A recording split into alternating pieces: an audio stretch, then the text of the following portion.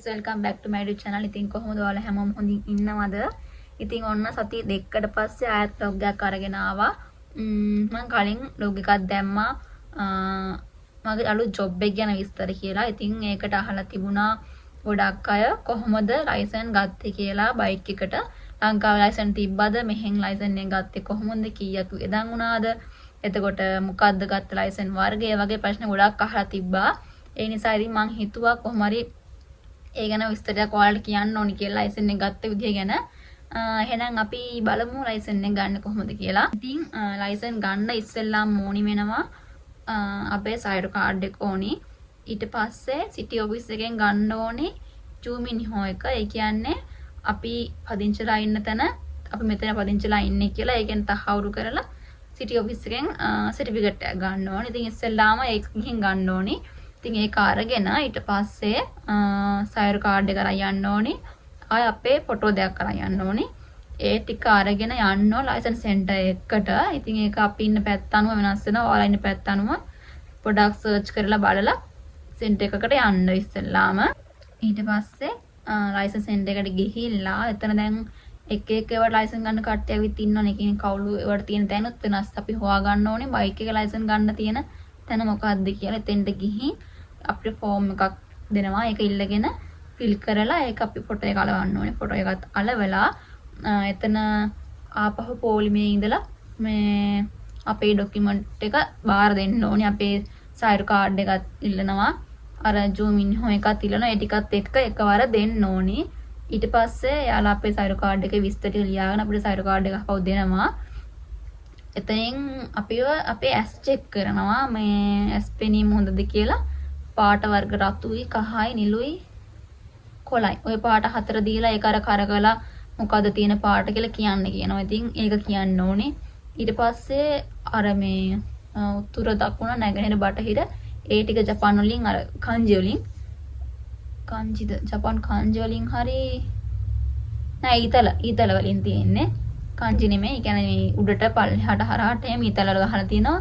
ඒකේ චූටි ඊතලයක් තියෙනවා. ඒක තියෙන පැත්ත කොහෙද කියලා බලලා කියන්නේ පොඩ්ඩක් අර චූටින්ද හොයාගන්න අමාරුයි. ඉතින් ඒක බලලා හරියට පැත්ත හරියට කියන්න ඕනේ. එච්චරයි. ඉතින් ඒ ටික කියලා ඇස් පෙනීම හොඳද කියලා බලලා එතනින් සීල් එකක් තියලා අපිට ඇතුළට යවනවා. ඊට පස්සේ ටිකකට පස්සේ මේ අපිට ආපහු දෙනවා අපේ අර කොලේ අපෙන් ගත් එක අපේ අංකයක් ලියලා දෙනවා. ඒකේ අපිට යන්න ඕනි රූම් නම්බර් 1යි අපි ඉඳ ගන්න ඕනි මේ ටේබල් එකේ අංකෙත් එක්ක ගහලා දෙනවා. ඉතින් ඒක අරගෙන එතෙන්ට ගිහිල්ලා ඉඳගෙන ඉන්න ඕනේ එක්සෑම් එක පටන් ගන්නකම්. ඊට පස්සේ එක්සෑම් එක තියෙනවා. එක්සෑම් එකට ප්‍රශ්න හම්බෙනවා 90ක්. 90න් නෑ ප්‍රශ්න 95ක් හම්බ 90ක් නෙමෙයි ප්‍රශ්න 95ක් හම්බෙනවා. 95න් 90ක් හරියන්න ඕනේ පාස් වෙන්න නම්. ඉතින් 90ට අඩුවෙන් ගත්තොත් ෆේල්, 90ක් ගත්තොත් පාස් කොහොම හරි. ඉතින් මම නම් පළවෙනි පාර්ලියල 80යි. ඊට පස්සේ පාර 86යි. ඊට පස්සේ තමයි 90ක්ද දන්නේ කොහොම හරි පාස් වුණාට පස්සේ අපි ලකුණු ගන්න කියන්නේ නැහැ. පාස් කියලා විතරයි කියන්නේ. ඉතින් ඒකෙදි අපිට අපෙන් ඉස්සෙල්ලා අපෙන් අතනින් අහනවා අපිට මොකක්ද ෆෝන් පේපරේ ලැන්ග්වේජ් එක කියලා. ඉතින් මම කිව්වේ සිංහල. පේපර් එක සිංහලෙන් ගන්න. මොකද ඉංග්‍රීසියෙන්ුත් දෙනවා. සිංහල ඉතින් අපිට පුළුවන් නේ සිංහල අපේ භාෂාවනේ. ඒ නිසා කොහොම හරි ඒක කරගන්න පුළුවන්. ඉංග්‍රීසියෙන් ගොඩක් අය ලියනවා. ඔයාලා කැමති එකක් ක්ලියර්ස් එකක් බලලා ඉතින් ලැන්ග්වේජ් එක තෝරගන්න. ඊට පස්සේ පේපරේට අහන්නේ එහෙම ඉතින් ගොඩාක් අර බැරෑරුම් නැහැ. හරි වැරදි මාක් කරන්න තමයි තියෙන උත්තරේ. මොකද්ද හරි මොකද්ද වැරදි කියලා. වෙලාවක් දෙනවා පැය විනාඩි 47ද උද වෙලාව හම්බ වෙන්නේ. ප්‍රශ්නත් ඉතින් අර අහන්නේ මාර්ග නීති සම්බන්ධ දේවල් තමයි අපි කරන්න ඕනේ. පිළිපදින්න ඕනේ දේවල්. ඒවා පොඩ්ඩක් අහනවා. ඉතින් පොඩ්ඩක් යන්න කලින් මාර්ග නීති ගැන පොඩ්ඩක් බලා ගන්න පාඩම් කරගන්න මාර්ග සංඥා හැම ගැන අහනවා. ඉතින් අර ජපානයේ පොඩ්ඩක් නීති වෙනස් ලංකාව වගේ නෙමෙයිනේ. මේ නිසා ඉතින් ඒවා ගැන පොඩ්ඩක් පාඩම් කරගෙන එක්සෑම් එකට යන්න. ඊට පස්සේ ඉතින් එක්සෑම් එක ලියලා එක්සෑම් එක ලියලා පැය භාගයක් නෑ පැයක් විතර අපි ඉන්න ඕනි.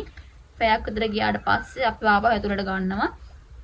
ඇතුළට අරගෙන අපිට පාස් අයගේ අංක ටික අපි දැන් අපේ ඉන්ඩෙක්ස් නම්බර් එක අපිට දෙනවනේ. ඉන්ඩෙක්ස් නම්බර් එක මේ බලන්න ඕනේ තිරයක් තියෙනවා. ඒක දානවා පාස්සයි අංකට විතරයි දාන්න. ඉතින් ඒක තියෙනවා නම් ඉතින් පාස්සයට ඉන්න කියලා නිතර යන්න කියනවා. ෆේල් අයගේ ලකුණු ගාන කියනවා. එළියට ගියාට පස්සේ ලකුණු ගාන එයාලගේ කියනවා. අනිත් අයට ලකුණු නම් කියන්නේ නැහැ. ඊට පස්සේ එයාලට විස්තර කියනවා මොකද්ද කරන්න ඕනේ කොහොමද ලයිසන් එක ගන්න ඒව ගැන එක්සෑම් එක පාස් වෙන හින්දා.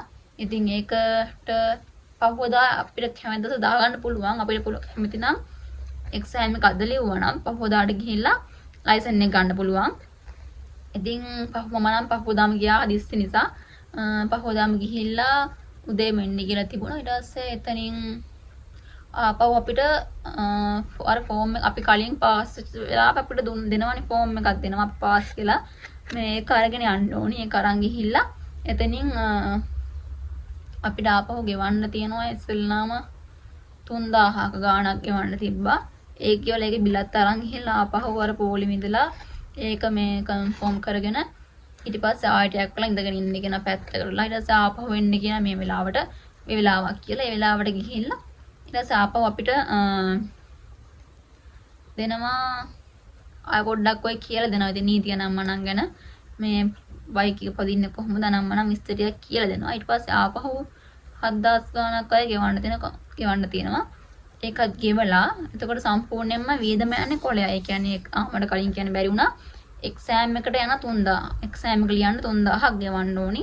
එතකොට ඒ පාස් වුණාට පස්සේ ලයිසන් එක ගන්න කොළයක් යනවා. ඒ කියන්නේ ඔක්කොම කොළයක් යනවා. ඊට යන්නේ නැහැ. ඉතින් අර 3000ත් එක 13000ක් යනවා. එක්සෑම් එක පළවෙනි පාරෙන් පාස් වුණත් හොඳයි. නැත්නම් පාස් වෙනකම් අපිට ලියන්න පුළුවන් අතරම්. මේ ප්‍රශ්නයක් නැහැ. ඉතින් ඊට පස්සේ එතන වැටි ඉවර කරලා අපි වෙක්කගෙන යනවා බයික් එක පුරුදු කරන්න. හැමෝටම තනියෙන් අර ට්‍රයල් පෙන්නන වගේ එහෙම මුකුත් නැහැ. එතන වෙනම ස්කූටි වගලක් තියෙනවා. ඒවට ඉතින් එක්කගෙන ගිහිල්ලා එයාලා කියලා දෙනවා කොහොමද යන විදිය වෙනම අර හදලා තියෙන අර පාරන විදියට සංඥා දාලා වෙනම කොටසක් වෙනම ඒරියා එකක් තියෙනවා. එතනින් අපිට පුරුදු කරනවා එයාලගේ පිටිපස්ස ආයෙන්න කියලා යන විදිය ගැන එහෙම. ඉතින් ඒ ටික පුරුදු කරලා ඇවිල්ලා ආපහු අපේ ෆොටෝ එක ගන්නවා. ෆොටෝ එකක් එතනින් තමයි ගන්න ලයිසන් එක ගන්න ෆොටෝ එක. එතනින් ෆොටෝ එක අරගෙන ආයෙ ටික වෙලාවකදී ඉන්න ඕනේ. ඒ වෙලාවෙත් යාරදි කියලා දෙනවා බයික් එක පදින විදිහ නම් මම විස්තර නීති ගැන කියලා දෙනවා. ඉතින් එතන ආයෙත් ටිකක් වෙලාව ඉඳලා කොහොමද ආපහු අපිට එන්න කියලා අපි දැන් අර සල්ලි ගෙවපු රිසිට් එක මලවන්න කියලා දෙනවා මේකක් කොලයක්. ඒවත් අලවල දීලා ටිකක් ඊට පස්සේ අපිට ලයිසන් එක හම්බ වෙනවා. ඉතින් කොහමද උදේ ගියාම ඉතින් හවස් වෙනකම්ම එතන වැඩ වෙලාව යනවා. ඒ වෙලාව ඉතින් ගිහිල්ලා වැඩ ටික කරගත්තට පස්සේ ලයිසන් එකෙන් දවසින් ගන්න පුළුවන්. එච්චර වෙලාව වගේ කියන්නේ පොඩක් දවස් යන්න නැති ලයිසන් ගන්න වගේ. ඉතින් මේ තියෙන මගේ ලයිසන් එක. මේ මගේ ලයිසන් එක මේ ඉතින් ෆොටෝ එක නම් පේන්න බෑ කැතයි. ඒ වෙලෙ එතනින් නිකන් ගන්නෙ. එහෙම තමයි ඉතින් ලයිසන් එක ගත්තේ. ලොකු දෙයක් නැහැ. ඉතින් එක්සෑම් එක පාස් වෙන්න ඕනේ. එක්සෑම් එක පාස් වෙලා ඉතින් පහුවදා ලයිසන් එක ගන්න පුළුවන්. කොලයක් වගේ ගානක් යන්නේ.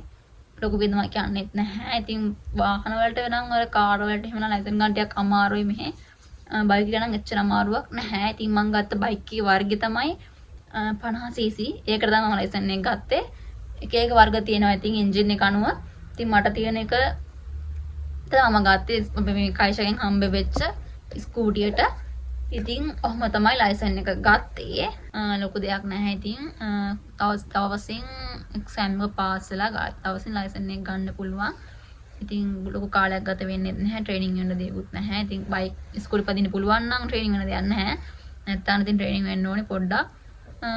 ඔහොම තමයි ඉතින් ලයිසන් එක ගත්තේ. ඉතින් හැම විදිහ ලයිසන් ගන්න හැම කියන්නේ මම ගත්තේ 50cc වර්ග නිසා මම අනිත් ඒවා ගැන දන්නේ නැහැ. මම ගත්ත බයික් එකේ වර්ගයට තමයි මම කිව්වේ. ඉතින් අනිත් ඒවාත් වෙනස් ඇති සමහරට ඒ වගේ සමාන ඇති ප්‍රශ්න වෙනස් ඇති. ඒ වෙන ලොකුවට ඉතින් මම දන්නේ නැහැ. ඉතින් ඔන්න මම ගත්ත විදිහ මම කිව්වා. එහෙනම් මේ vlog එක මම මෙතනින් ඉවර කරනවා. ඒක අලුත් වීඩියෝ එකකින් හම්බෙමු. එතකන් අතුලින් පරිස්සමෙන් ඉන්න. බයි බයි.